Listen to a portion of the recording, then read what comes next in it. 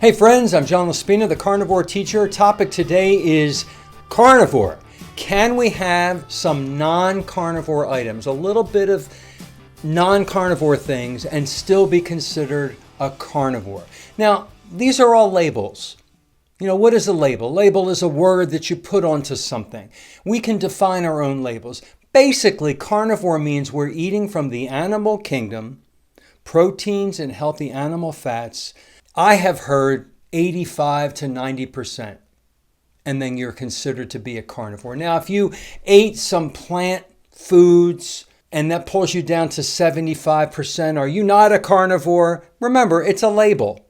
It's a label. You're still eating mostly carnivore if you're even 65 or 60% mostly carnivore. It's just a label. Personally, I would say 99, 98% carnivore.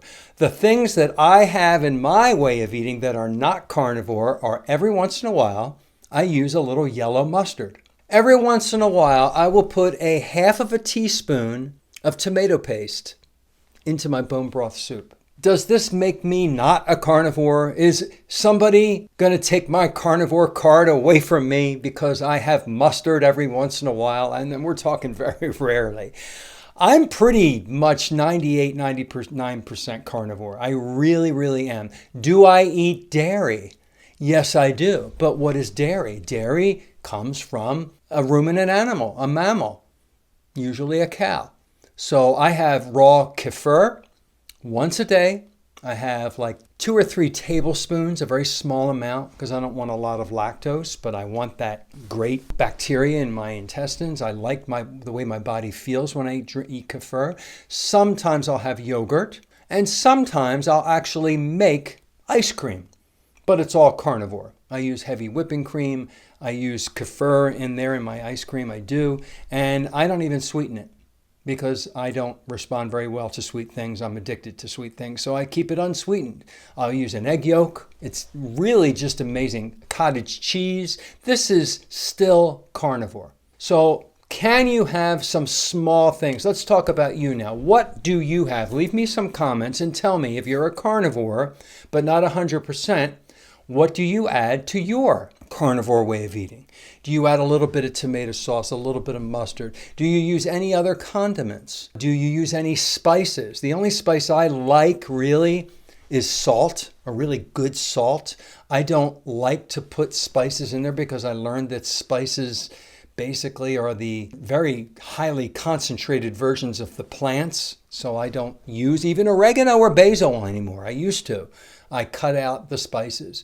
But what do you use? A lot of people have a little bit of vegetable, just a tiny little bit once or twice a week. They're still considered a carnivore. I think, yes, you can have a little bit of this and a little bit of that for flavoring and enhancing and still be considered a carnivore. Remember, it's just a label. Most of us are 75 to 99% carnivore. I think I'm about a 98, 99% carnivore. If you drink coffee, that will pull you down a little bit, but who cares? I mean, these are just labels we give to ourselves. If you're not eating starch, sugar, and seed oil, you're not eating grain and all the cereals and the processed food, the ultra-processed food, the fast food, you're a carnivore.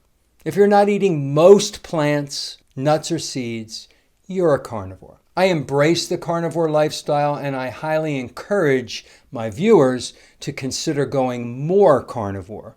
Take out more of the plants to get yourself up into the 90 percentile of being carnivore. It's just healthier that way. But if you feel like you want it, you feel like your body functions a little better with a little bit of plants in there, a little bit of carbs, do what works the best for you. But keep an open mind and try things.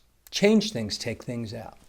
If you like this video, click the thumbs up, subscribe, leave me comments, share the video with friends and family, and have a really great day.